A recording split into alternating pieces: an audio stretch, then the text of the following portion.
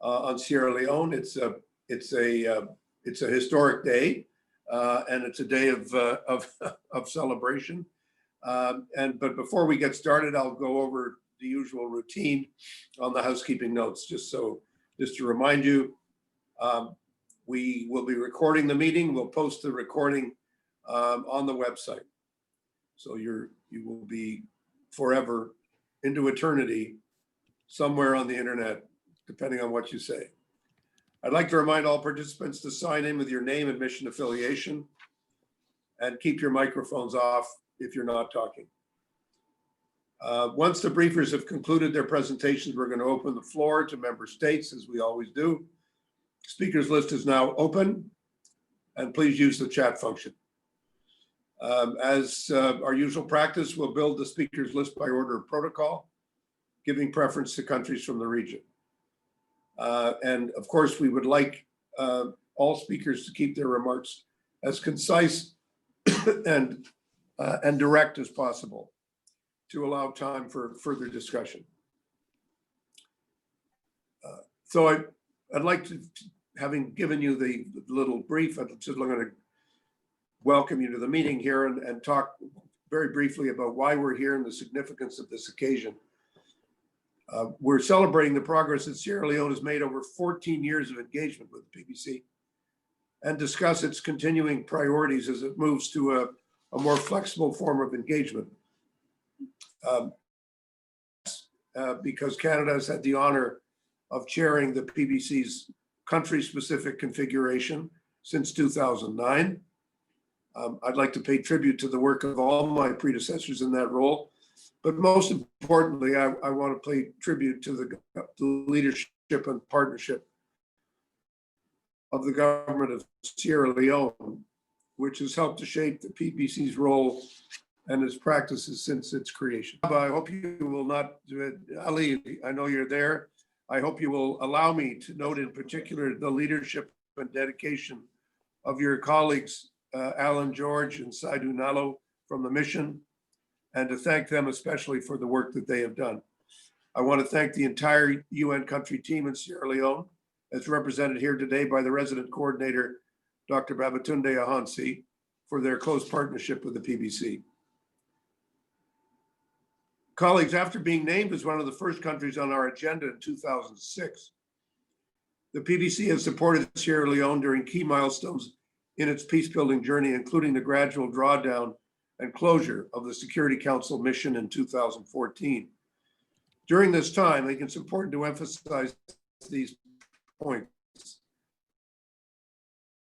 Sierra Leone has successfully conducted 4 peaceful elections, including 2 transfers of power from one political party to another, following the elections of 2007 and 2018. It has weathered significant landslides, the global financial crisis, the collapse of commodity prices, and now, of course, the COVID-19 pandemic. Through this challenging journey, Sierra Leone has made considerable progress in the restoration and consolidation of state authority, including through rebuilding the country's institutional framework, the implementation of national recovery programs, and pursuit of national development plans, extension of public services, significant reforms in the governance and in the security sector. The PBC has worked to support Sierra Leone in meeting these challenges and delivering on its priorities, including through mobilizing international attention and support to meet critical gaps. I'd also like to note the considerable and sustained support of the Peace Building Fund, which has invested $65 million since 2017 to promote inclusive democratic governance and dialogue, justice and human rights, security sector related reforms, reconciliation, and gender equality, especially in the context of women's access to the land. Through its engagement, in particular since Sierra Leone's exit from the Security Council's agenda in 2014, we've tried to ensure the PBC's engagement is flexible, is demand-driven, always working on the basis of national ownership and partnership, and guided by the principle of inclusivity. Today's meeting marks the next step in that evolution as we formally close the country-specific configuration and transition to a more flexible form of engagement with the Commission. We're going to hear today the government's vision for what that engagement will look like as it presents its roadmap and peace-building priorities over the medium term. However, it's my first pleasure to give the floor to Her Excellency Amina Mohammed, the UN Deputy Secretary General, to offer a few reflections. Yes? Based on her recent visit to Sierra Leone. And I'll introduce you in a second, Amina. Following the briefing by the DSG, we'll hear from Her Excellency Mrs. Nabila Tunis, Minister of Foreign Affairs, International Cooperation, a longtime partner of the PBC. Following remarks by Minister Tunis, we're going to hear a presentation by another good friend, His Excellency Dr. Francis Mustafa Kaikai, the Minister of Planning and Economic Development, outlining the government's priorities and roadmap for continued engagement with the PBC. And finally, we're going to hear from Valnora Edwin, who's Executive Director of the Sierra Leone chapter of the African Women Leaders Network, continuing the very rich engagement the PBC has had with representatives from Sierra Leone and civil society. So we welcome the briefers, and particularly let me welcome the DSG. We're very, very glad to have her with us. And you may have seen in your notes that a very colorful report that prepared by the Secretariat of a recent visit in November. And I know that we've all had a chance to review that. Amina, if I may, you're most welcome here, and we're delighted to hear from you. We look forward very much to what you have to say. Thank you so much, Ambassador Ray, Excellencies, and let me make special greetings to Minister Kaikai and Ambassador Kaba. That wonderful report that you see from Sierra Leone, lived experience from me, but put together by an amazing UN team in Sierra Leone, and we thank Babatunde Ahonse for that. Distinguished delegates and friends, first let me commend the chair and all members of the Peacebuilding Commission for convening this meeting. I had the opportunity to visit Freetown last month and witness firsthand the investments in the Sustainable Development Goals and progress towards consolidating peace and stability. And in my interactions with young people, I sense pride in the country's steady path towards sustainable peace and development, and in the aspirations of the government to become a middle-income country by 2035. So therefore, really pleased to see the continuous engagement of the Peacebuilding Commission in support of Sierra Leone. The Commission's consistent backing over the past 14 years is commendable, enabling the country to reach its key milestones, including the successful transition from a peacekeeping operation to peaceful elections and the development gains that have ensued. We have walked with them, accompanied them in that transition.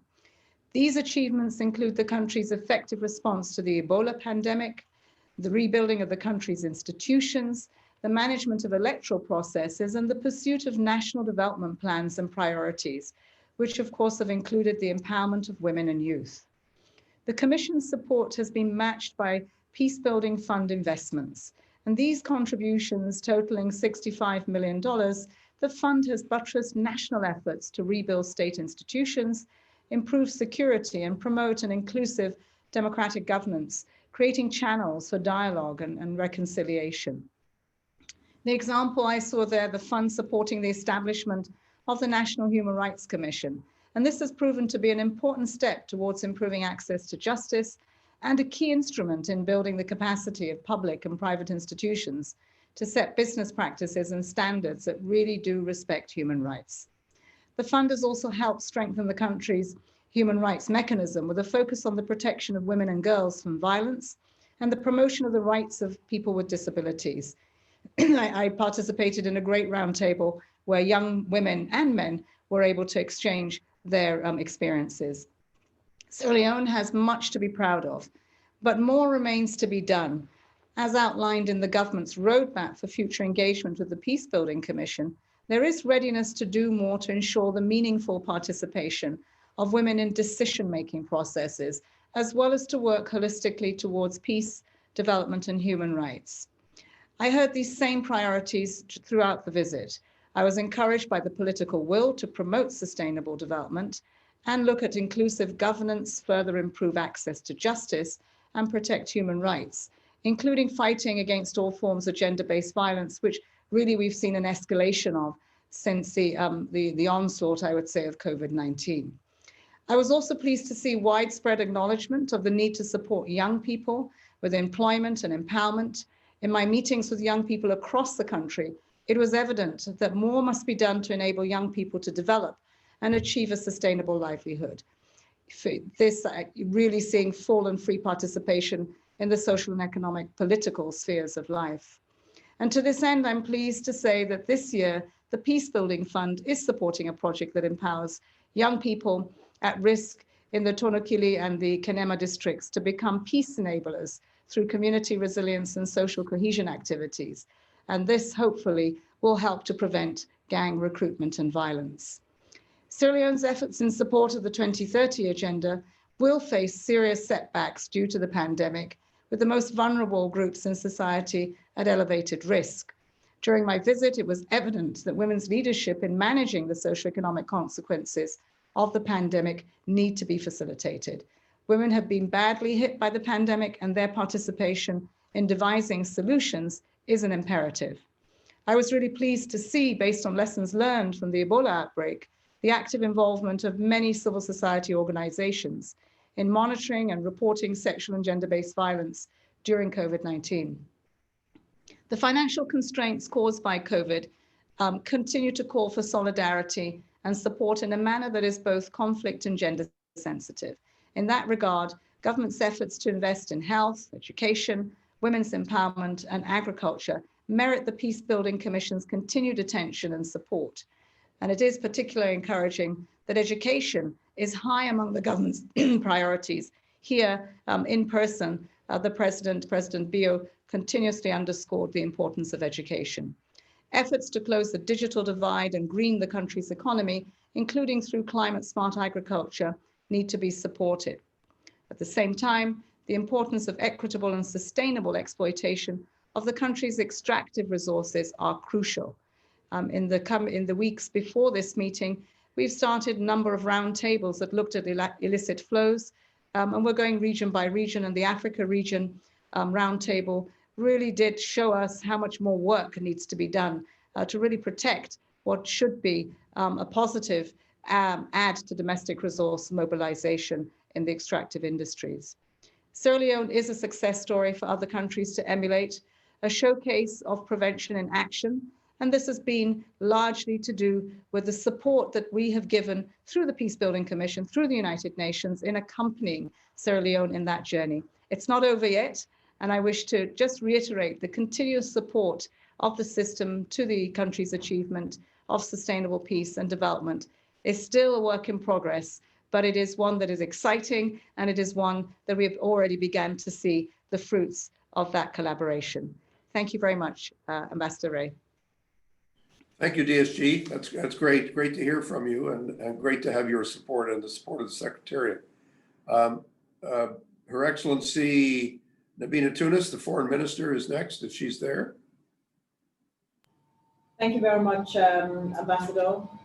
Excellency Ambassador Bob Ray, Chair of the Peace Building Commission.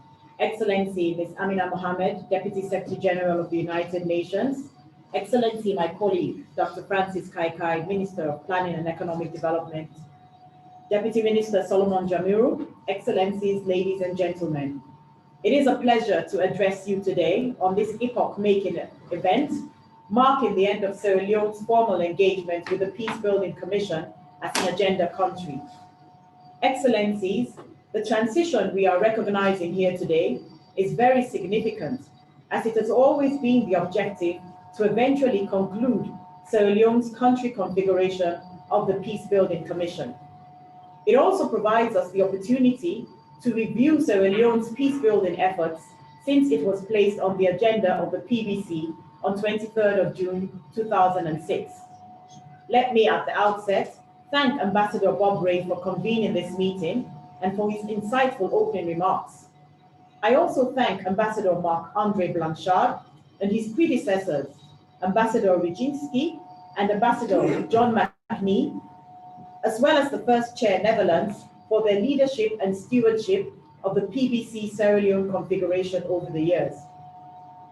Our profound gratitude goes to the members of the Sierra Leone configuration of the Peace Building Commission for the relentless commitment and strong support demonstrated in the pursuit of peace, security, and stability in Sierra Leone.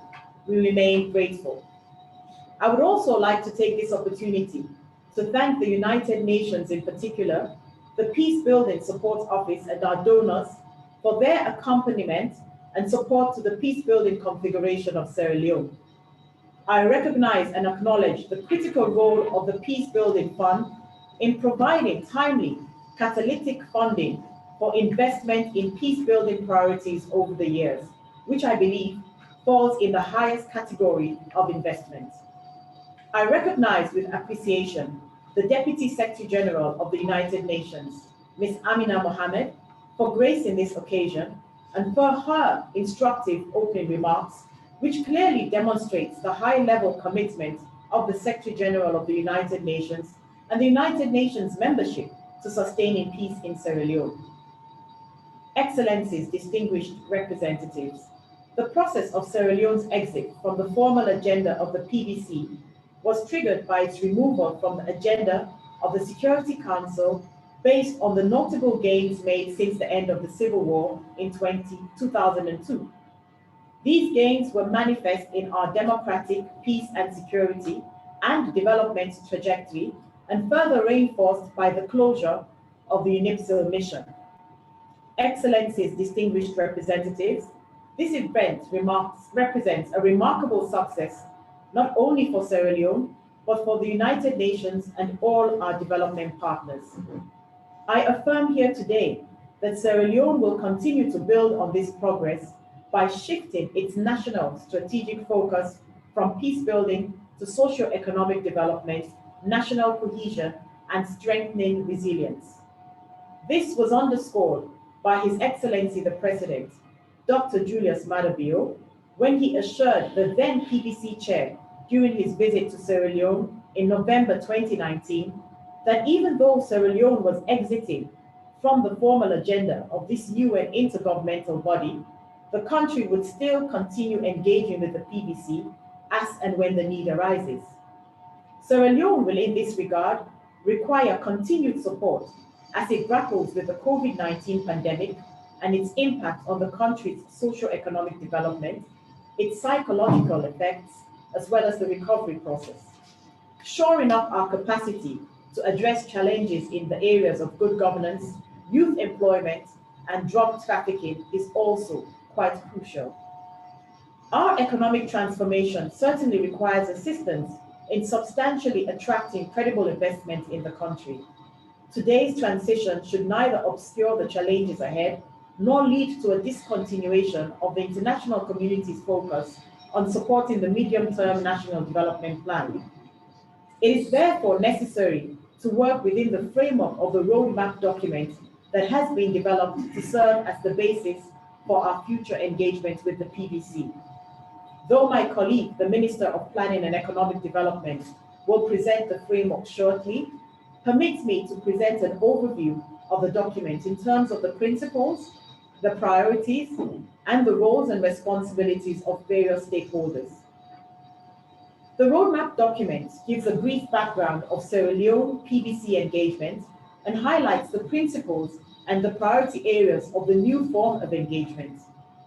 The principles on which the roadmap document is fundamentally based are: 1, national ownership, which emphasizes that Sierra Leone is in the driving seat of its peace-building journey.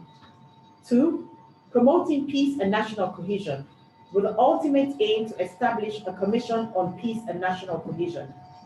Excellencies, in this regard, I am pleased to report that the bill entitled the Independent Commission for Peace and National Cohesion was tabled in Parliament on the 12th of November 2020 and was approved yesterday, the 9th of December. I am confident that His Excellency the President, Dr. Julius Maada Bio, will sign it into law very soon. This bill seeks to confer on the Commission the power to take measures to prevent, manage, and resolve conflict, and to build, promote, and maintain sustainable peace in Sierra Leone. Thirdly, the final principle on which the roadmap is based is implementation of the key priorities for national development. In view of the foregoing, 5 priority areas of engagement have been identified in the document that are aligned with the medium-term National Development Plan of Sierra Leone. These priorities include the setting up of the Commission on Peace and National Cohesion, human capital development, economic diversification, institutional resilience and governance, and COVID-19 response and recovery efforts. The effect of the COVID-19 pandemic in terms of undermining development and peace gains in Sierra Leone cannot be underestimated. It is our hope that effective implementation of the roadmap will seriously ease any socio-economic burden the pandemic has already created in Sierra Leone. Excellencies, distinguished representatives, the role of the PBC going forward is to continue to use its unique convening, advocacy, and bridging role to marshal support for the implementation of the priorities outlined in the roadmap. It is clear that implementation of this roadmap means implementation of our National Development Plan, and therefore it is not a duplication of efforts. We continue to count on the United Nations and all partners in the implementation of this plan, with particular reference to the peace-building elements that are embedded in it. In that regard, we applaud the very good work and commitment of the Peace-Building Commission and our development partners. I would like to urge you all to continue to support our development process through concessional financing, promotion of foreign investments, support to our education and key governance institutions, including the expansion of the job market and economic opportunities for our young population. Furthermore, we salute all those who have stood by us during difficult times and have continued to do so as we endeavor to build a resilient society. We have built enduring partnerships for dignity, for peace, for security, democracy, and development, and remain committed to working with the Peace-Building Commission and other development partners to promote these overarching aspirations, both in Sierra Leone and in the wider world. Today, Sierra Leone is addressing the Peace-Building Commission for the last time in country configuration format. It is a testament to our collective efforts in moving the country in a direction that would continue to be a storehouse of lessons on how to successfully move away from war to peace and development. I would like to assure all of our development partners that Sierra Leone is determined to leave fragility and shall continue to solidify the significant progress attained in improving our international risk profile as a post-conflict country and advancing confidence as a destination for quality investment. May I reiterate that though we face formidable challenges going forward, we are inspired by the commitment of our partners, including the United Nations, to support us to meet these challenges. Sierra Leone remains committed to sustaining our transformation. In conclusion, it would be remiss of me not to commend DSG Amina Mohammed for her recent visit to Sierra Leone. Her presence in Sierra Leone cemented the view that despite the pandemic, the country is still open for business, and for that we deeply appreciate her. I am sure the feeling is mutual. Let me also commend our ambassador in New York, Dr. Ali Kaba, and his team, Mr. Saidu Nalo and Mr. Alan George, for working tirelessly behind the scenes on this issue, and also the team in the Canadian Permanent Mission for their dedication and steadfastness over the years. I thank you. We thank you very much, Minister, for those thoughtful words and for the thanks that you've given. I want to just say that, just to re-emphasize the fact that our partnership continues. The country configuration is coming to an end, but the partnership with the PBC will always be there. And we are continue to be very interested in what's happening, and we also want to continue to be very supportive. And we'll continue to work with Ambassador Kaba and with this team. And we really look forward to continuing this relationship. I now would like to call on Dr. Kaikai, who's the Minister of Planning and Economic Development, whose words we are even more anticipating given the buildup from Minister Tunis. So we look forward to hearing from Dr. Kaikai. Mustafa, it's up to you now. Thank you very much, Ambassador. Excellency Bob Ray, Chairman of the Peace Building Commission, Excellency Deputy Secretary General of the United Nations, Excellency Minister of Foreign Affairs and International Cooperation of Sierra Leone, and Deputy Solomon Jamiru, Excellency Sierra Leone's Ambassador to the United Nations, Excellencies, the UN Resident Coordinator in Sierra Leone, representatives of the government of Sierra Leone and civil society, distinguished development partners, ladies and gentlemen. Let me join the Minister of Foreign Affairs and International Cooperation of Sierra Leone to thank the United Nations and the Peace Building Commission for facilitating the successful delivery of Sierra Leone from a protracted civil war and fragile context to a clear sight of hope, stability, and sustainable development. Thank you so much for your patience and steadfastness in supporting us over the last 2 decades.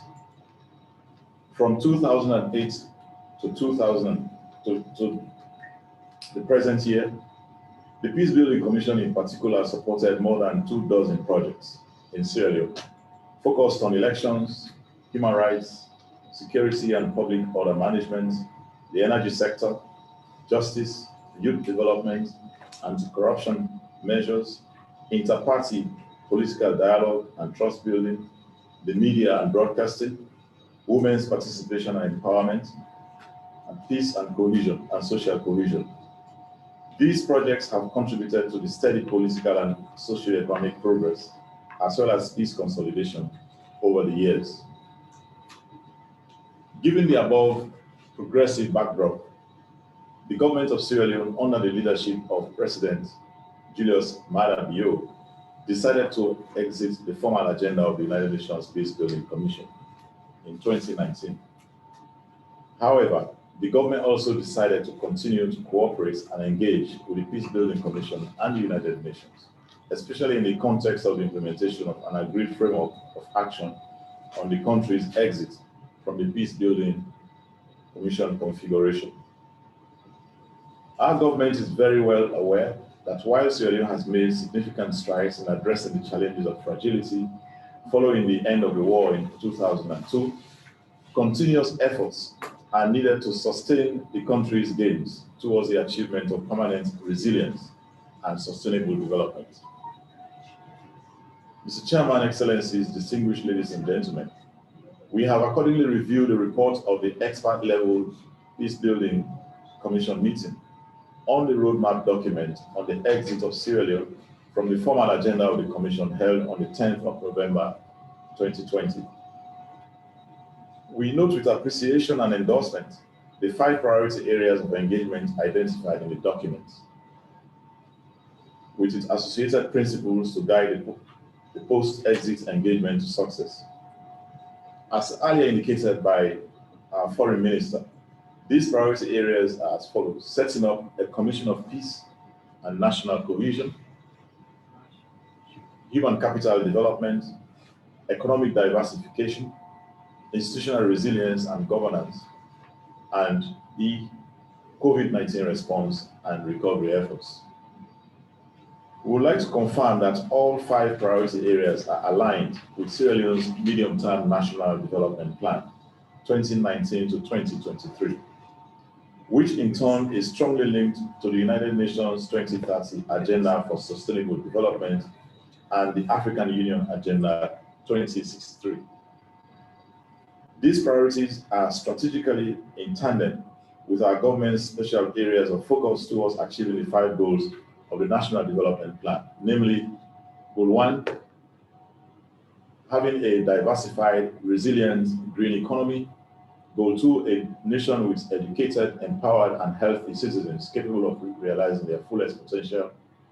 Goal 3, a society that is peaceful, cohesive, secure, and just. And Goal 4, a competitive economy with a well-developed infrastructure. Mr. Chairman, Excellencies, ladies and gentlemen, in March this year, the government, through the Ministry of Planning and Economic Development, produced a related framework document entitled Working Out of Fragility Roadmap for Sierra Leone that is currently being implemented in the context of the Medium-Term National Development Plan, the SDGs, and the 5 peace-building and state-building goals in the country. The 5 peace-building and state-building goals are inclusive politics, security, justice, economic conditions, and revenue and services. This roadmap requires substantial funding for effective and efficient implementation.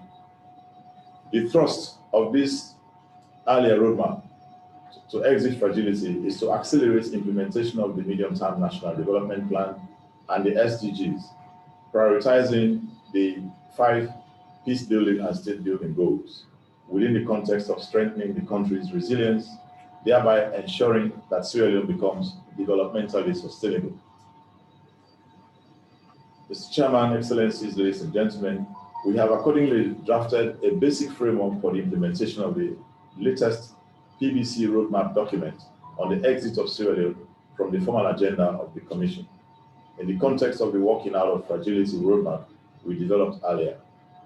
The draft implementation framework is available.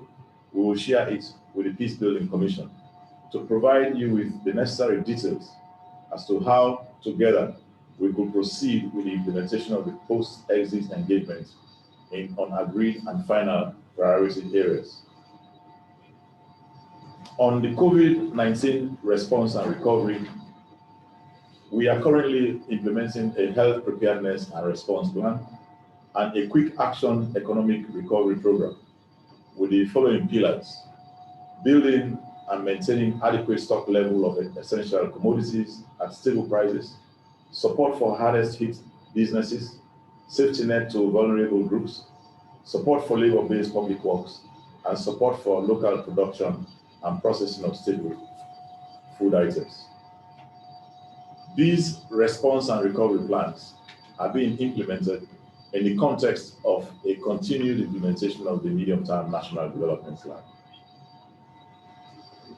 Chairman, Excellencies, ladies and gentlemen, let me quickly point out that while the Peace Building Commission roadmap document has identified critical policy areas consistent with a number of strategic provisions in Sierra Leone's medium-term plan, we have equally identified other areas that could additionally be emphasized in the post-exit engagement. These are A, addressing the environment and natural disaster issues, and B, addressing gender, youth, and migration issues.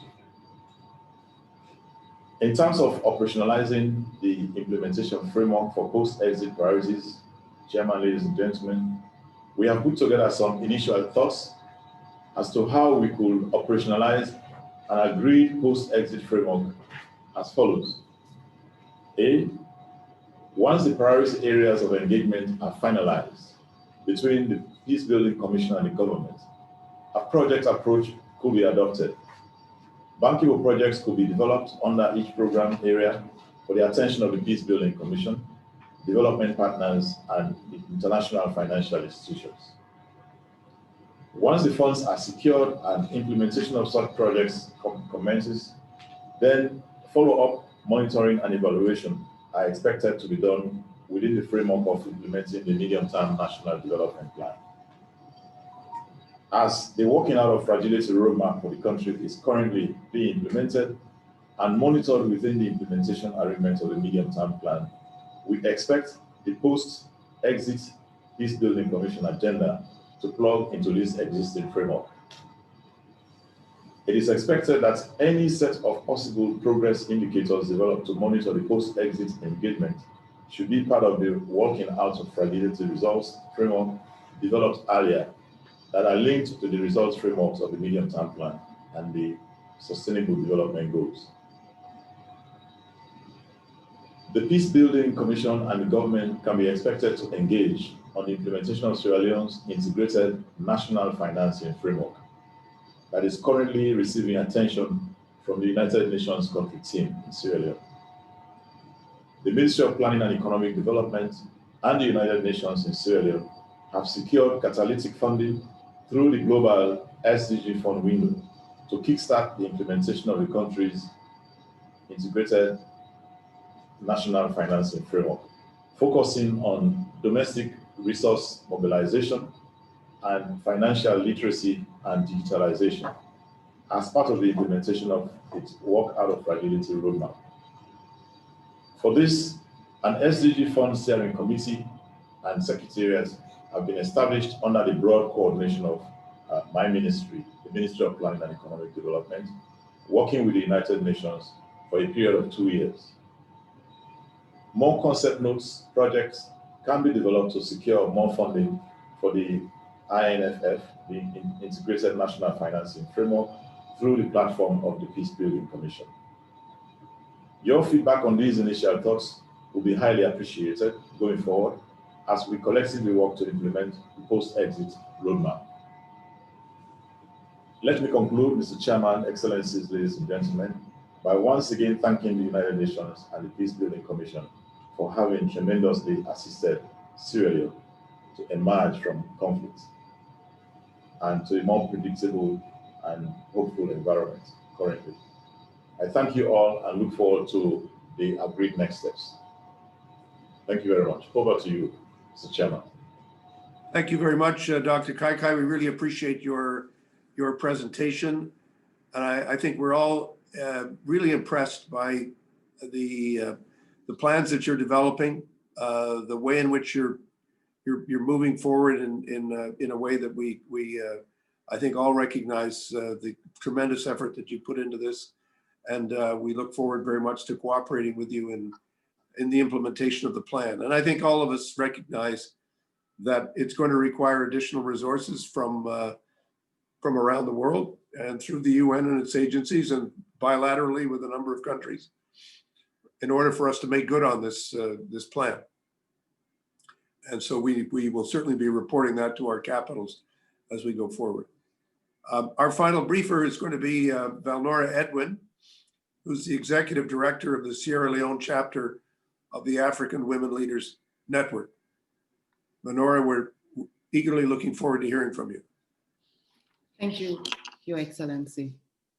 Your Excellency, the Chairperson, Your Excellencies, distinguished representatives, it's a pleasure to be a part of this transition from the Peace Building Commission configuration, having been a critical stakeholder in the peace building and peace consolidation process. CSOs represented are heartened that we are at this stage from an immediate post-conflict crisis stage towards a transformation stage as part of the Fragility Assessment Report 2019. We are encouraged that the Peace Building Commission has accompanied us along this journey as we outline some of the successes achieved over the years. A good number of CSOs have been beneficiaries of the Peace Building Fund, especially to support non-violent elections, and therefore we are proud that we have had 4 post-elections peaceful transitions, and also in the promotion of women for political participation. We acknowledge some of the efforts made by the governments over the years, review of the 1991 Constitution, free education for girls in the junior secondary school level, and now we have the free quality education, enactment of the Sexual Offences Act, declaration of rape as a public emergency, the COVID response, adoption of the Gender Equality and Women's Empowerment Policy, and for the very first time, having a government CSO dialogue to enhance mutual trust, respect, and collaboration. But we would like to flag up a number of issues as we have a discussion on the post-exit engagement, areas that would require some strengthening.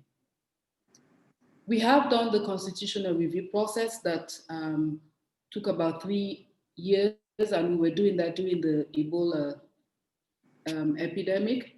But unfortunately, we seem to be at a standstill with that. And we're hoping that we can reignite that conversation, because primarily it helps to promote participation of women. It helps to ensure that there is peaceful transition of power. And the recommendations also helps to build peace and national cohesion that would reinforce the objectives of the proposed peace and national Commission. We are also pushing to ensure that our CSOs enthusiastically participated in the Bintu Monetary conversation, that the spirit of inclusion and participation from that conference can be reflected in the establishment of the Peace and National Cohesion Commission. We also note that recently we have passed a new decentralization policy that is another critical part of peace building, and it would also help to create inclusion, improve on service delivery, and ensure there is adequate participation of citizens. But the current configuration of having a non-partisan election, in our view, would affect the participation of women and youths in this process. We are also conscious that the winner-takes-all approach to governance engagement poses a threat to national cohesion. And again, we are hopeful that with the required independence and inclusion of the Peace and National Cohesion Commission, those issues can be adequately addressed. Within all of this, there is a role that we see a space, there are opportunities available that we can capitalize on. And some of these we flag to you as well, is for the continued support to civil society organizations to achieve the desired impact, especially with regards institutional support and how we can manage emerging issues.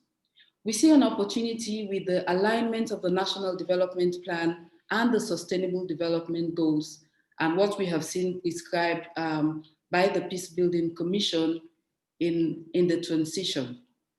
The framework has targets and milestones, and it will make it much easier to assess progress.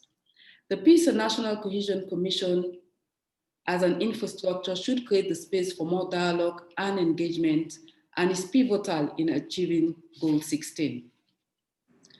We are hopeful that within all this conversation, looking at the constitutional review process, there could be a quota system for the inclusion of minority ethnic groups within the governance architecture. Post-COVID recovery is another window of opportunity to address issues of women's inclusion, youth participation, and strengthen the economy through value addition to our primary products. It provides an opportunity to revisit the implementation of a national development plan with the spirit of inclusion and participation and having a shared national vision. And finally, I would like to say that as civil society organizations, non-state actors, we are committed to continue to play our roles as partners, monitors, and as watchdogs to our development process, and to remain a partner of the Peace Building Commission. I thank you for your attention. Thank you very much, Valnora. We really appreciate your presentation and appreciate your comments. We look forward to continuing our partnership with civil society. The Peace Building Commission attaches a great deal of importance to its relationships with members of civil society, and we're very, very grateful for your presentation, and look forward to continuing to work with you. Colleagues, I have Muhammad on the list. I would just say that we're most welcome to stay to our colleagues from Sierra Leone. There will be a number of countries that will be commenting on the event, and we look forward very much to your response to what you are hearing. So we look forward very, very much to hearing from Mohammed. I have Mohammed, I have Omar, I have Kimihiro, and I have Geraldine, and Anna Karen, who are the perm reps who have asked to speak. So Mohammed Edris, the PR from Egypt, you're most welcome. Good morning. Thank you very much, Mr. Chairman, dear Bob. Let me commend your leadership and thank you for convening us today. I also take this opportunity to acknowledge and welcome the presence of Her Excellency DSG Amina Mohammed, And really her visit to Sierra Leone was very timely and very pertinent. I'd like to welcome and appreciate the presence of Her Excellency Mrs. Nabila Yunus, Foreign Minister, and His Excellency Dr. Francis Mustafa, Minister of Planning and Economic Development of Sierra Leone, as well as our dear sister Dominita Rossi and the work done by AWLN and the civil society in Sierra Leone. And would like to thank and appreciate the effort my dear brother Ambassador Ali Kaba is doing in serving and representing his sisterly country, Sierra Leone. All remarks were very insightful and very valuable. I have also to acknowledge and appreciate the effort of the PBSO team led by dear ASG Oscar. Mr. President, this team reminds me of the successful PBC visit paid to Manu River in 2019, which I had the pleasure to join in my capacity as vice chair of the PBC at that time.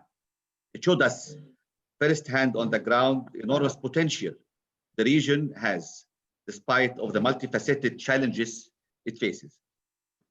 Mr. Chair, Egypt welcomes the significant progress made in peace-building efforts in Sierra Leone. In this context, I wish to congratulate my brothers and sisters from Sierra Leone on the graduation from the PBC configuration towards having a more flexible engagement to further advance Sierra Leone's national peace-building priorities. And really, this is a testimony of a positive partnership and the fruitful collective work of both Sierra Leone and Canada. My delegation welcomes the roadmap presented by the government of Sierra Leone, outlining the country's peace-building priorities moving forward. We also concur with the 4 priorities included in the roadmap: the national ownership, promotion of peace and national cohesion, the investment in human capital development, economic diversification, institutional resilience and governance, and lastly, ensuring effective COVID-19 response and recovery. On our part, Egypt has assisted Sister Sierra Leone in developing human and institutional capacities in several areas, including medicine, media, agriculture, banks, and commerce and security. Many capacity building programs were concluded by the Egyptian Agency of Partnership for Development. Moreover, Egypt will continue to provide support to the priority areas identified by the government of Sierra Leone in the roadmap.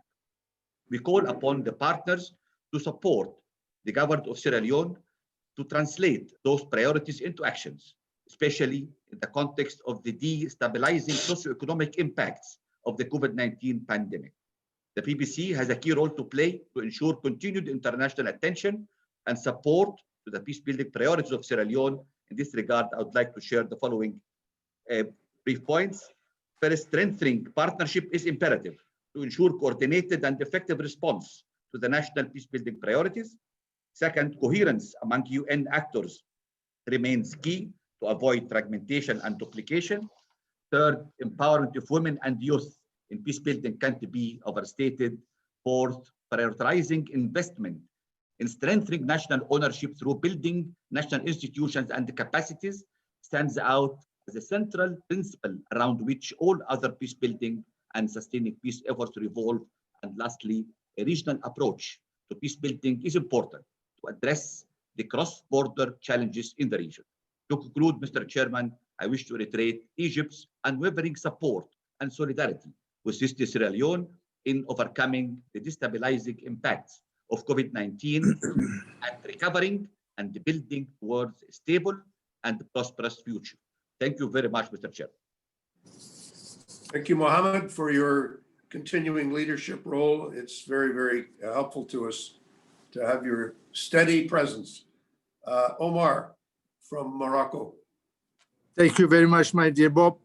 Thanks for convening this meeting. And I also would like to address my delegation warm thanks to today's eminent briefers, and especially to Her Excellency, the Minister of Foreign Affairs, Nabila Yunus, and also to my dear brother, Dr. Francis Mustafa KK. Sir President, upon the request of Sierra Leone on 2006, the Peacebuilding Commission has been accompanying this sisterly country in its journey to build and sustain durable peace, in particular through the work of the country-specific configuration, which was ably chaired by your country, Canada. Under this framework for cooperation, major milestones have been achieved in terms of advancing nationally determined peace-building priorities of Sierra Leone and across important moments, such as the conduct of 4 elections, the difficult fight against the Ebola virus, the transition from UNPC to the UN country team until 2014.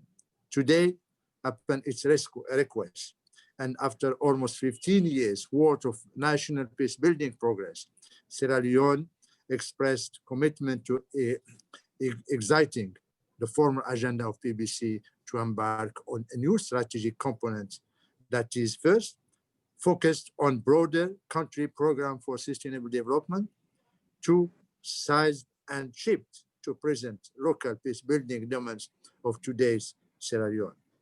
I therefore wish to seize this opportunity to first to congratulate the people and the government of Sierra Leone on their outstanding peace-building success story, as it demonstrates a telling example of continuous will, resolve, and hard work.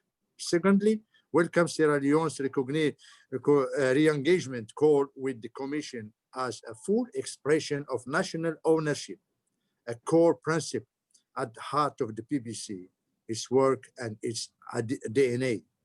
Thirdly, commend the sisterly country of Sierra Leone for the tireless efforts it deploys to equally build peace on the regional and international level. Sierra Leone is an important troop contributing country, and they wish also to refer to their recent joint initiative to launch the Mano River Union United Nations group last June. We noted very positively from the briefing of the honorable ministers that comprehensive programs have been devised by Sierra Leone government, such as the medium-term national development plan and the working out of fragility in order to better focus on long-term priorities to advance resilience and sustainable development. In this regard, I call on the PBC and the international community to bring a meaningful support to this homegrown and tailor-made roadmap of national peace-building priorities, particularly in the post-configuration exit and in the 5 priority areas of engagement: the setting up a Commission of Peace and National Cohesion, human capital development, economic diversification, institutional resilience and governance, and COVID-19 response and recovery efforts. I used, Mr. President, the term of success story earlier, as Sierra Leone experience will indeed, on many regards, benefit the pool and wealth of knowledge of the PBC onward and in the current peace-building architecture review, particularly on how to better best support and engage specific peace-building context. Mr. Chair, during their last meeting in August last year, both Their Excellency, the Minister of Foreign Affairs for Sierra Leone and Morocco, agreed in Rabat to build regular consultations and continue their mutual support on issues of common interest. They also agreed to hold very soon the next session of the Joint Commission of Cooperation between the 2 countries. Finally, Morocco expressed full support to peace, stability, security, and development of Sierra Leone, a sisterly country with whom Morocco shares deep and long-standing bilateral relationship on all levels. Morocco stands with Sierra Leone, and as it did it yesterday and today, as it will do it tomorrow. Thank you very much, Mr. Chair. Thank you, Omar. I see that the ambassador from Gambia is here. I'm going to call on him next since it's from the region. Ambassador Langyabu, go ahead, you're up.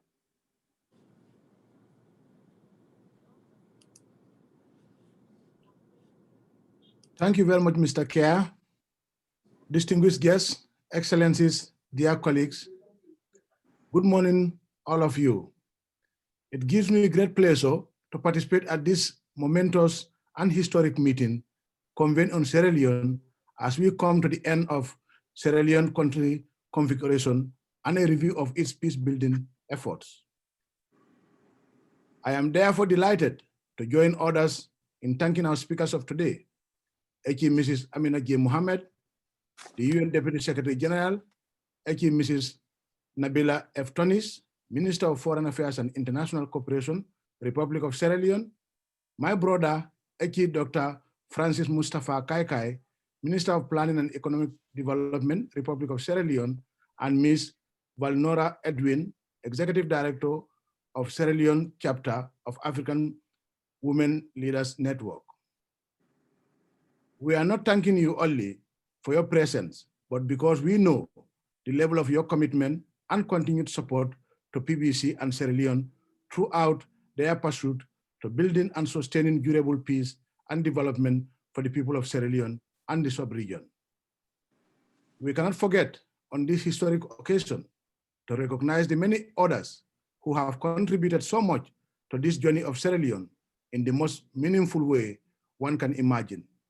Here I pay tribute to Mr. Oscar Fernandez Tarango, UN Assistant Secretary General for Peacebuilding Support, his entire team, and my brother, Ambassador Ali Kaba, and his entire team at the Permanent Mission of Sierra Leone in the UN.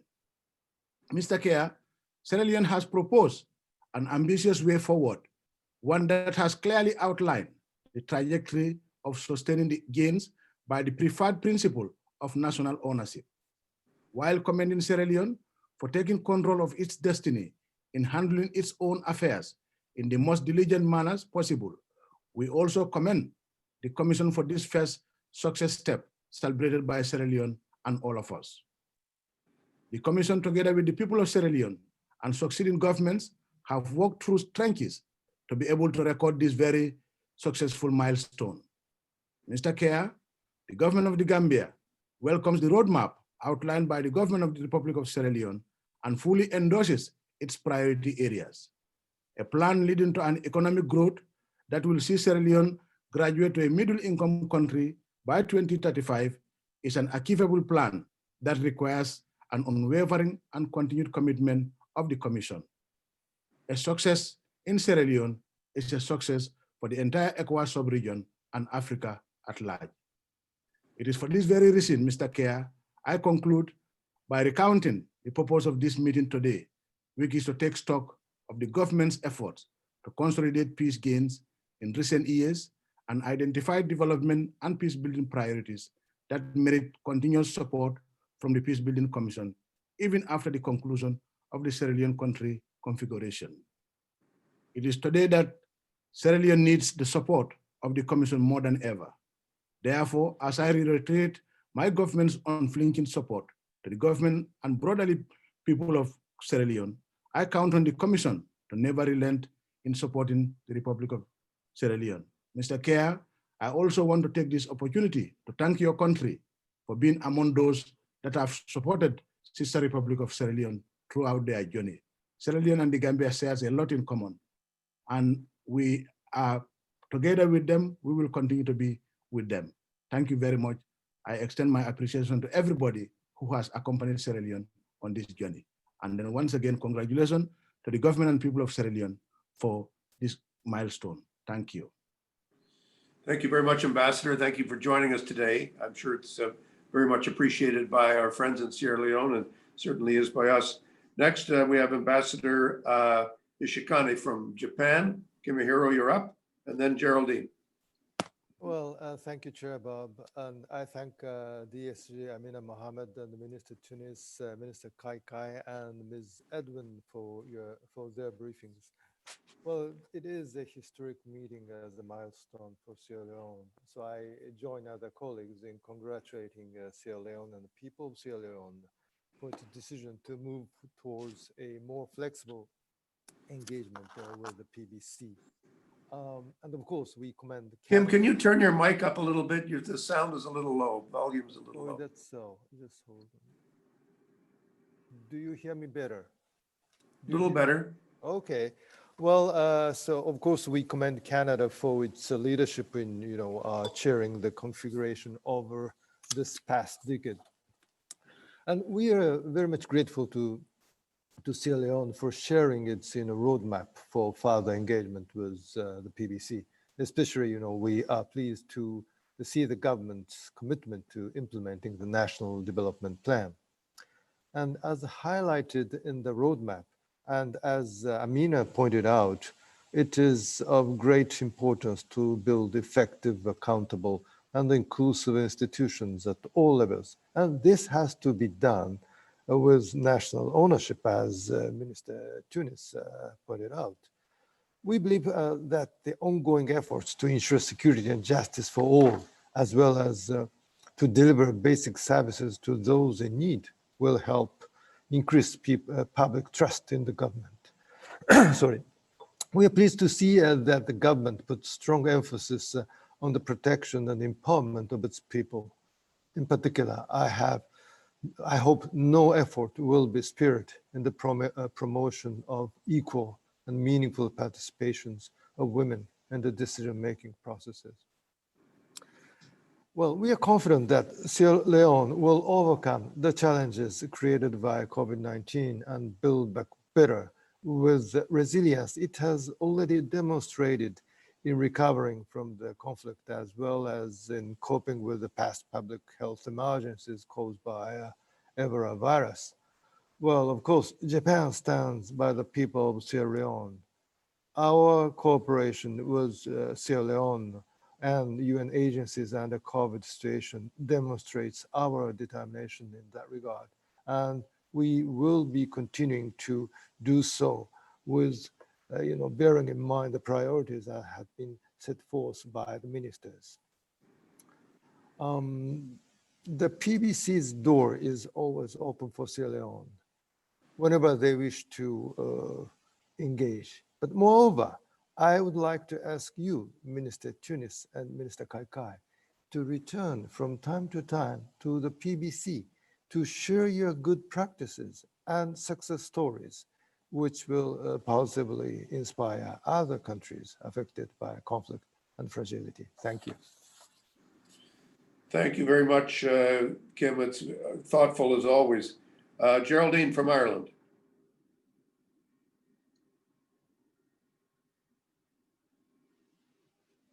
I think you're frozen, Geraldine.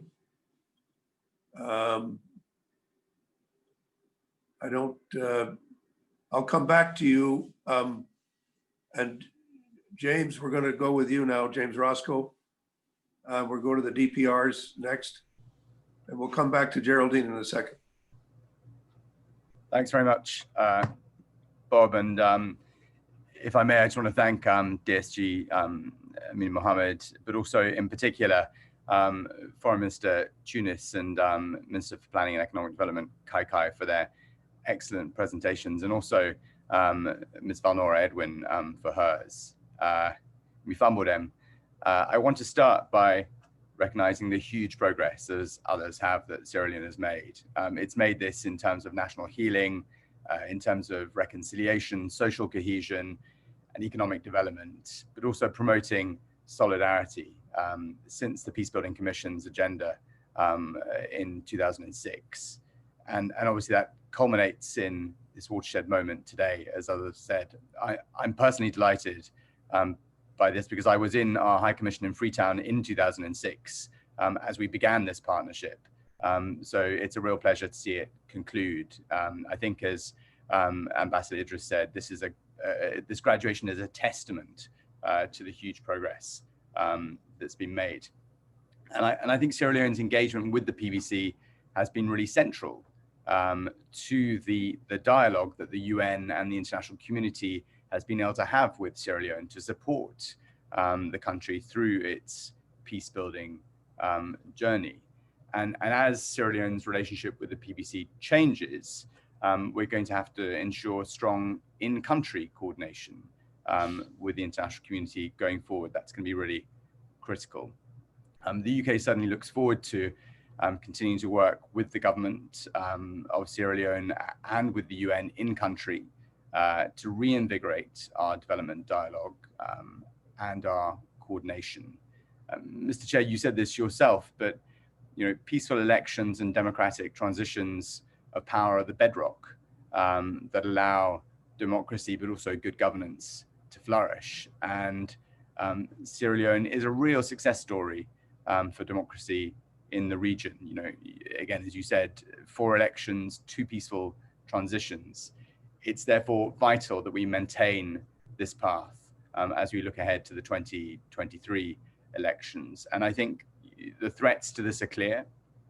The second order socioeconomic impacts of COVID are going to bring further economic pain. So we have to be alert to the risks of political tensions in Sierra Leone, which have the potential to undermine the peace and national cohesion that we've talked about. And it's important that the actions from the Commission of Inquiry are taken forward in an independent and impartial manner and follow due process in that respect. But we also encourage the government to continue its dialogue between all the political parties. But as others have said, Sierra Leone has weathered Ebola, it's weathered the financial crisis, the commodity crash. It's strong, and its people are strong and want and have striven for peace, and they've done it in partnership with the PBC, which is great.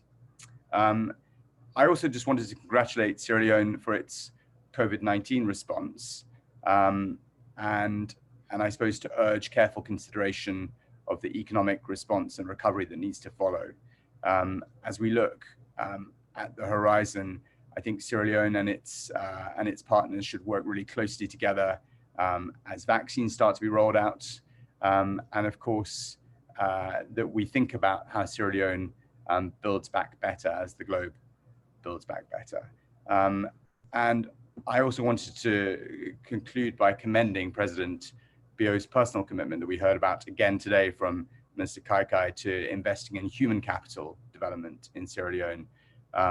We, the UK, undertake to work with Sierra Leone on these shared priorities, including ending preventable deaths of mothers and newborns, and ensuring 12 years of quality education for all. Just as I finish, I think as one of Sierra Leone's largest development partners, the UK will really continue to prioritize support for Sierra Leone's peace building priorities. And we do this because in Sierra Leone, its people and its government, we see a proud but receptive partner who demonstrate, as they have again today in their excellent briefings, the political will and the commitment to see this through and deliver. And if I may, one last observation. When I arrived in Sierra Leone in 2004, I was told how Sierra Leone judges had once been sent to other parts of West Africa, to West African common law jurisdictions to build capacity in those jurisdictions in the 70s and early 80s. And I think the contemporary parallel for Sierra Leone this year is that it has a candidate for the International Criminal Court. And we wish Judge Samba well. I think she is a symbol of the journey of Sierra Leone's progress. So it's not goodbye from this configuration. It's not adigo. It's a new form of partnership, and we look forward to it. Thank you, Mr. Chair. Thank you, James. Geraldine is back. I think she's connected. And so I'm going to ask her to step in again. Geraldine. Thanks very much, Bob. Apologies for earlier. As you said, Bob, this is a big day for Sierra Leone. Sierra Leone is a country that Ireland has a deep affinity with. The Minister knows that, and Ali Kaba knows that. Minister, we're honoured that you're with us today. Put simply, we see the conclusion of the country configuration today as a real testament to the work you have done, both of you on the screen, but the people and the government of Sierra Leone in recovery, in building peace. And I think as Amina, the Deputy Secretary General, said earlier, your excellent engagement also with this really important body, the PBC, over such a long time, I think since 2006, it's a real example of how we should do business together. So I want to say a sincere thank you for that. As I often say as well in this company, peace comes dropping slowly. It's a process. It needs to be worked at every day and nurtured if it's to be sustainable. And I see the conclusion of this configuration that we're talking about today really as an important milestone step. But as James just said before me, this is not the closing of a door, it's the chapter of a new relationship. And so I think having before us a pathway already for the work of the PBC with Sierra Leone in the future is important for us. And I wanted to confirm to you that we certainly as Ireland, we will accompany you in that next chapter. We'll do that obviously here in New York with our dear friend Ali Kaba, but importantly in Freetown on the ground with our almost hyperactive embassy colleagues known both to the Minister and to Ali Kaba. I just have two quick points to make, Bob. The first is that I think it's important as we begin this new chapter that we absolutely acknowledge the achievements of Sierra Leone in recent years. And there the standout highlight are the free and fair elections, for which we have respect. And we also want to say that we have seen really encouraging progress in state building and restoration, consolidation of state authority, post-conflict, which we know is a big job, and also significant and important reforms in the governance and the security sectors. They're most welcome. As we know, though, peace building will mean ongoing peace building means ongoing investment and work. And we're certainly looking forward to encouraging further progress and political dialogue on the ground. We think there can be further strengthening of governance institutions. And certainly I'd like to underline our hope there will be renewed efforts in the enhancement of women's full, equal, and if I can just underline the meaningful word, meaningful participation of women. It's great to see a minister today who supports that on the screen with us. We would love to see this at all levels of decision making in politics and in society. We can support you in doing that here in New York and on the ground. And we see that work, and particularly the inclusivity of your next steps, as bolstering the progress you've already made. The second point I wanted to make is that Ireland will be there for you. The work of the embassy in Freetown really is built around supporting your peace building. And Minister, I was so happy to hear you this morning highlight the aspect of education. Supporting education, particularly girls' education, is a big priority for Ireland, and it's absolutely, we know, a priority for Sierra Leone. We have launched a Drive for 5 initiative. I believe Ali was part of that with us, with the Secretary General here last February, and I know that we can take that further forward in partnership with you.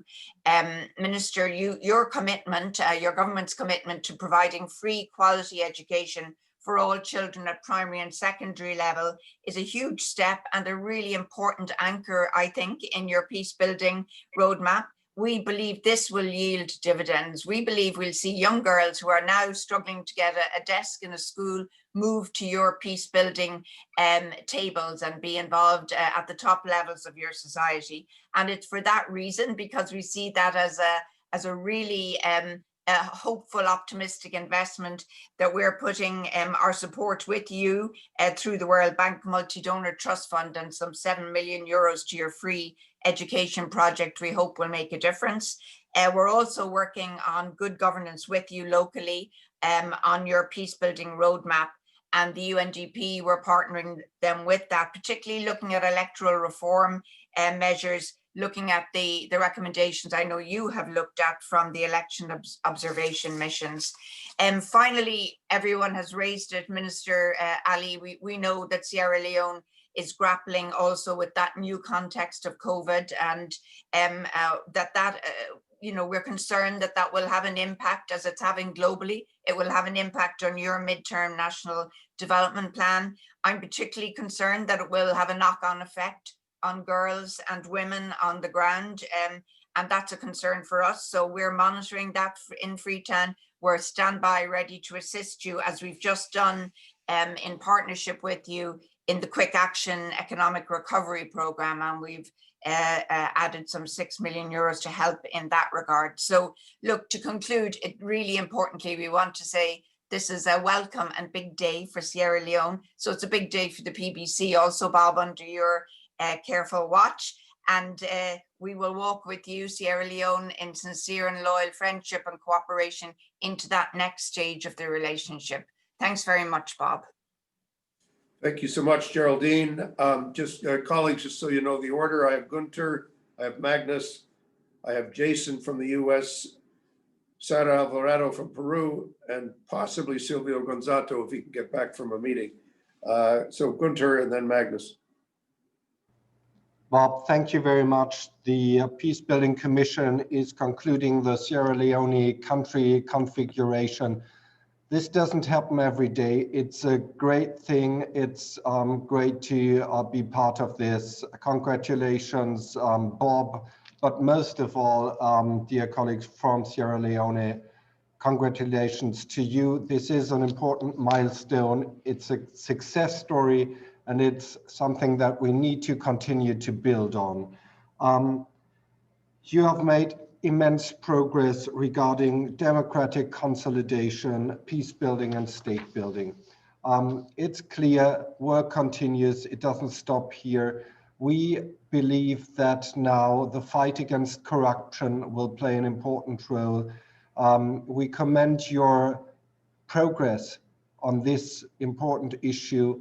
We believe it will be important in this next phase to not only tackle corruption regarding former governments, but also to look at cases occurring in the current government. We also believe that continuing to build trust into state institutions and processes will be vital now. In this context, the campaign for the parliamentary rerun elections scheduled for the 12th of December very soon will play an important role. This will be a first litmus test. It's important that this goes well. Geraldine has pointed out it's not only in the context of COVID that the role of women continues to be a pressing issue. The empowerment of women, the strengthening of women's rights must continue to be high on the agenda. Equal and meaningful participation of women in the political process, in the social and economic life will be beneficial. In this context and beyond this context, we believe the Peace Building Commission can continue to play a supportive role in helping Sierra Leone making progress. 3 short observations on Germany's support. We are supporting the work of the Residual Special Court for Sierra Leone. We will continue to do so via UNDP. Secondly, we welcome the decision of the Parliament of Sierra Leone to establish an independent commission for peace and national cohesion. We are looking into how and whether we can support that also financially. In this context, we believe it is absolutely vital for the success of this to make sure that it is all political forces in the country that unanimously and explicitly support this endeavor. And thirdly, of course, we will continue to help via the Peace Building Fund. As I said in the beginning, this is an important milestone. Work is not over here. Let's take a breath, celebrate this, and then continue to get on the work that continues to need to be done. Thank you, Bob. Thank you, Gunter. We're going to hear from Magnus from Sweden next, and then Jason. Magnus. Thank you, Ambassador, for convening this meeting, formally closing the PBC configuration for Sierra Leone. We deeply appreciate your and Canada's hard work and important efforts as chair of the configuration. And we especially welcome the Foreign Minister and the Minister of Planning and Economic Development to the PBC, and thank you very much for your interventions. Sierra Leone has made truly remarkable achievements since initiating your engagement with the Commission in 2006. We also appreciate the participation of the Deputy Secretary General and the updates from her recent visit to the country, and of course, the valuable insights from the representative of the African Women Leaders Network. As the country configuration now concludes its work and Sierra Leone is moving to more flexible engagement with the PBC, Sweden welcomes the roadmap outlining the country's peace-building priorities. And I'd like to highlight the following points. First, we welcome the focus of continued engagement based on the principle of national ownership. This is also a key guiding principle in our work with the PBC Liberia configuration. Second, it is positive to see that the priorities are aligned with the National Development Plan, and we see room to discuss challenges in implementing this plan due to the COVID-19 pandemic. We also welcome the plans to establish a Commission of Peace and National Cohesion in Sierra Leone. This will contribute to consolidating peace and democracy. And sharing lessons learned and experience from this work could be beneficial to other countries engaging with the PBC as well. Thirdly, we welcome the focus on the regional dimensions as part of continued PBC engagement. As chair of the Liberia configuration, again, we view the support of the PBC to regional cooperation in West Africa as critical. We also welcome the efforts to increase coordination among the Mano River Union countries, also here in New York, through the MRU UN initiative. Finally, let us underline the important in-country engagement of the PBF, contributing to conflict prevention and social cohesion. And I want to thank you again for presenting this ambitious roadmap, which we believe will serve as a useful tool in your continued engagement with the PBC and international partners. You can count on Sweden's continued support for this going forward. Thank you very much. Thank you, Magnus. Jason, and then Sarah from Peru. Thank you, Ambassador, for convening today's important discussion on Sierra Leone's pursuit of long-term peace, stability, and security. And thank you to the Deputy Secretary General, Ministers Tunis and Kaikai, and Ms. Edwin for sharing your valuable perspectives and reminding us of the important role of women in achieving peace and stability. Today's discussion is not only an opportunity to take stock of Sierra Leone's extraordinary efforts to consolidate peace-building gains in recent years, but also an example of the powerful impact that the Peacebuilding Commission and the Peacebuilding Fund can have in partner countries. As we have heard from other briefers and delegations today, Sierra Leone has persevered through adversity and demonstrated extraordinary progress in maintaining peace, strengthening democracy, and laying the foundation for economic growth. The people of Sierra Leone have shown tremendous resilience and the capacity to rebuild after crises, including a devastating civil war and the Ebola outbreak just years ago. Just as we stood with the people of Sierra Leone during the Ebola crisis, the United States is supporting Sierra Leone's COVID-19 response and recovery efforts now.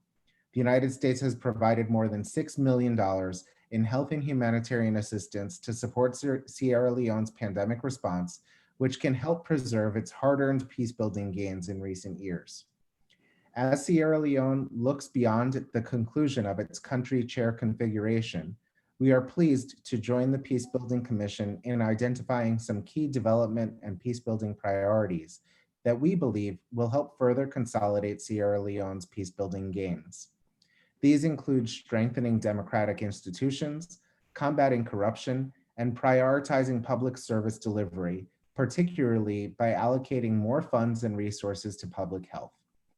We look forward to working with Sierra Leone and through the PBC to advance these priorities. The government of Sierra Leone has also made notable progress in establishing a market-based economy and taken steps to protect worker rights. To diversify the country's economy and contribute to Sierra Leone's private sector growth and development, the government should also prioritize improving investment climate for foreign businesses. In the security sector, Sierra Leone and the United States partnered to establish the Transnational Organized Crime Unit, which has led to illicit drug seizures and the first ever convictions for human trafficking. We have also supported the government's efforts to strengthen its criminal justice system, which has bolstered respect for human rights and the rule of law. We look forward to our continued partnership with Sierra Leone to build on these achievements and efforts to advance democratic governance. Mr. Chairman, we know that peace consolidation and peace building are not easy, particularly in the age of COVID-19. But Sierra Leone's efforts to achieve national healing, reconciliation, social cohesion, and promote solidarity are encouraging after decades of instability and conflict. The United States is proud to contribute to this nationally led process and will continue to support the people of Sierra Leone bilaterally and through the work of the PBC in their pursuit of peace. Thank you. Thank you very much, Jason. Appreciate that update. Sarah from Peru, welcome.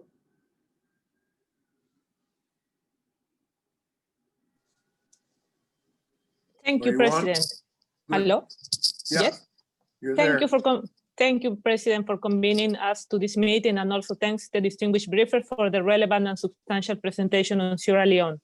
We highlight the Sierra Leone government efforts to achieve reconciliation, social cohesion, promote solidarity, and consolidate peace through these years. There has been remarkable progress in the restoration and consolidation of state's authority, always with the support of the PBC and the UN Secretary General Peace Building Fund. We also consider the roadmap of engagement between Sierra Leone and the PBC, which is aligned with its medium-term National Development Plan 2019-2023 and the Sustainable Development Goals, of utmost importance to advance with the consolidation of peace. To this end is a priority the establishment of a Commission of Peace and National Cohesion in Sierra Leone. Another priority aspect is the investment in human capital development, which will be allow transforming its economy and achieving middle income status with optimal poverty reduction. Young population must be properly developed to deliver shared economic growth and prosperity for all. Young people are essential in building peace, men and women. We must maintain our commitment to gender equality and always strive for the empowerment of women to take on new leadership roles in peace building, entrepreneurship, and governance.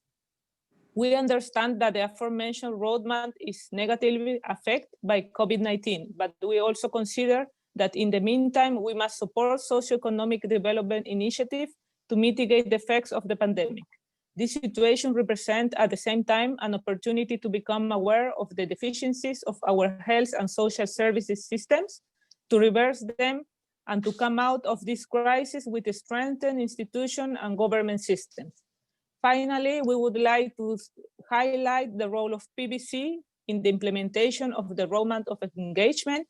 The PBC should continue to align its work with Sierra Leone national priorities, taking into account its evolving needs. Thank you. Thank you, Sarah. Is Silvio on the line? No. Okay. Colleagues, that completes the speakers list. I'm proposing to ask our guests whether they have any comments that they would like to make in conclusion in response to the presentation. And I will also ask the Ambassador Ali Kaba whether there's anything that you would like to add. Ali, you're most welcome. And then I will conclude. So I wonder if either of our guests would like to comment. Dr. Kaikai, are you there?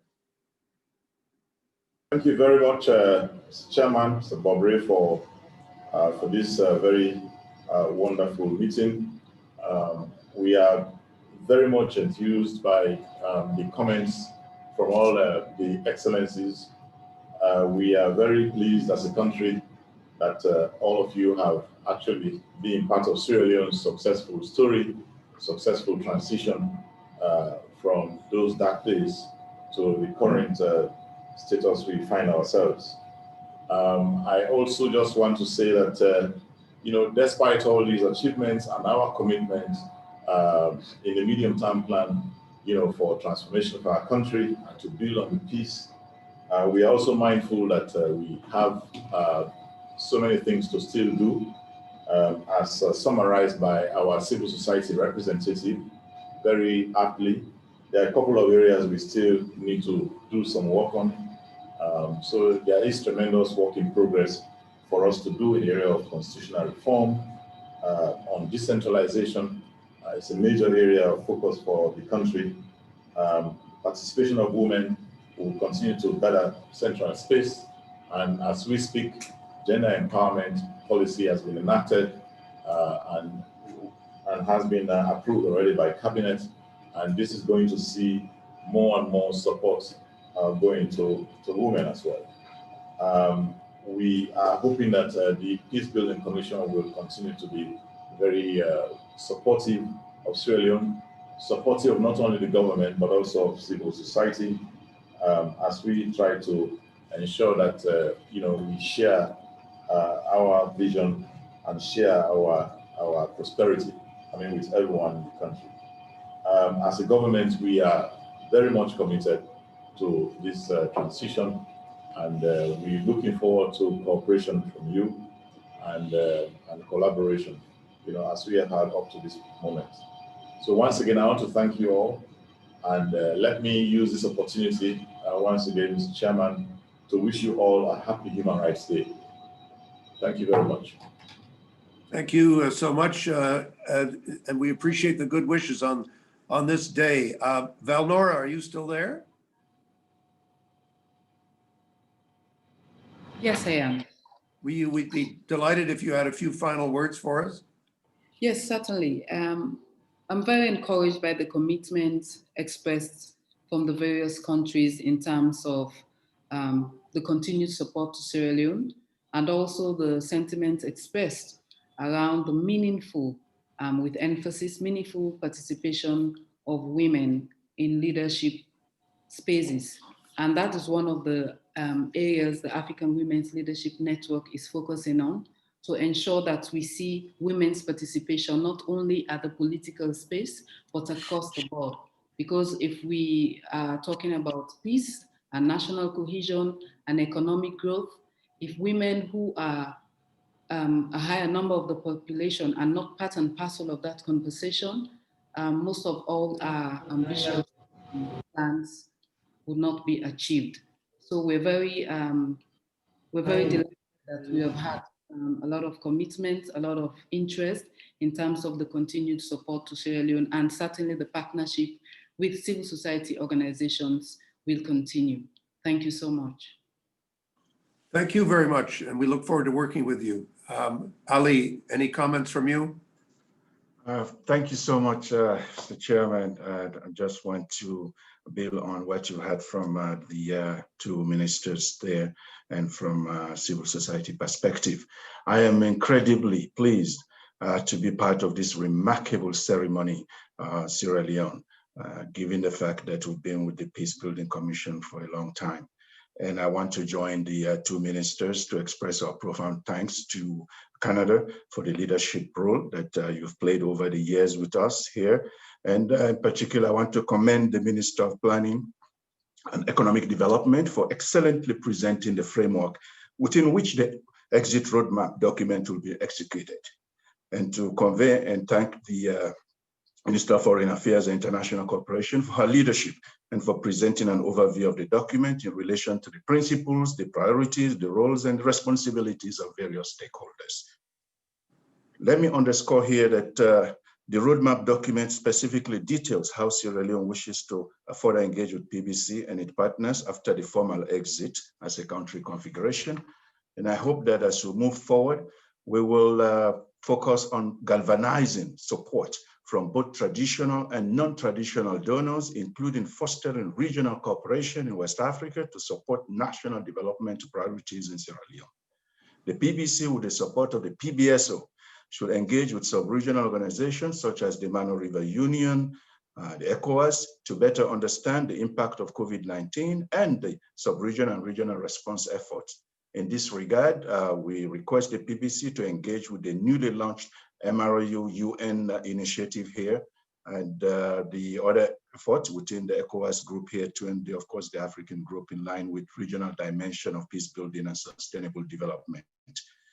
I'd like to particularly stress the importance of donors and international financial institutions, including the World Bank, IMF, African Development Bank, and the UN, to support government efforts, more specifically the COVID-19 response and subsequent recovery. In view of this, we encourage donors to align their support behind our development priorities to bring the country back on track, especially our medium-term national development plan that Minister Kaikai so eloquently presented today. And additionally, I would like to underline the need for the continued engagement of ECOWAS and the African Union with Sierra Leone's stakeholders, with a view to providing good offices or necessary support as and when needed. The MRO UN initiative here could leverage the PBC platform to garner relevant support in implementing these activities. In closing, I'd like to re-echo the words of my good friend James Roscoe to underscore that Sierra Leone has come a long way. Historically, we have always provided tremendous support, not just to West Africa, but Africa generally. And today we have a great candidate in the person of Judge Miata Maria Samba, running for judge of the International Criminal Court. That, to me, is really a symbol of how far we have come. That today we are focusing on international criminal justice and giving to the world the best that we have to offer. And I hope that we'll have the support of everyone to make sure that Sierra Leone's candidate, deemed highly qualified, will have an opportunity to serve as judge on the International Criminal Court. Je vous remercie, Bob. Thank you very much. Merci beaucoup, Ali. Very deftly done. As an old campaigner, I don't mind hearing campaign speeches for a candidate. It's perfectly allowed. We thank you very much, and we know that she's a very highly qualified candidate, and there will be an election next week. Colleagues, just to briefly sum up, the capital of Sierra Leone is Freetown. Today is International Human Rights Day. We reflect on the long history of Sierra Leone in the struggle against slavery, in the struggle against trafficking, in the fight for justice, and in the fight for freedom. Dr. Margai was not just a leader of his country, he was a leader for Africa when Sierra Leone became independent in 1961. And that role has continued sometimes through the most difficult of circumstances. And I think we all know the internal conflicts and the challenges that they have brought to the country. But I think the strength of the country's history and the resilience has been demonstrated through the willingness to partner with the PBC and for us to be able to really make some very significant progress that has everything to do with the people of Sierra Leone, with the leadership of governments. And I stress the word governments because governments have been defeated and others have been elected, and we've had 2 peaceful transitions, which I think is a remarkable achievement that we're here to celebrate. I think we all agree on a couple of things, some few very basic points that we all agreed on. Where the first one is that this is a recognition of the ending of one stage. It is not the ending of a relationship. And we want to remain engaged with the government and with the people of Sierra Leone. And I think that's a point we were all very much agreed on. All very much agreed on this principle of national ownership, which is really another way of expressing the importance of sovereignty and the importance of independence to the history of the United Nations. We are the organization we are today precisely because of the extraordinary process of decolonization that has taken place since 1945, in which Sierra Leone has been a noted leadership participant. And we've also stressed the importance of the role of women and the role of women's organizations, and the need for us to continue to commit to connect with civil society. I want to thank the President Bio today, because we know that Sierra Leone will be a partner with us, with Canada, in the PBF replenishment meeting. I'd throw that in to remind everybody that's coming up at the end of January. And also to thank the President for making such a strong commitment to this continuing partnership. We Colleagues, we're going to have another meeting next week to deal with the issues of our annual report. And there will be other gatherings, no doubt. But I want to thank everyone for participating.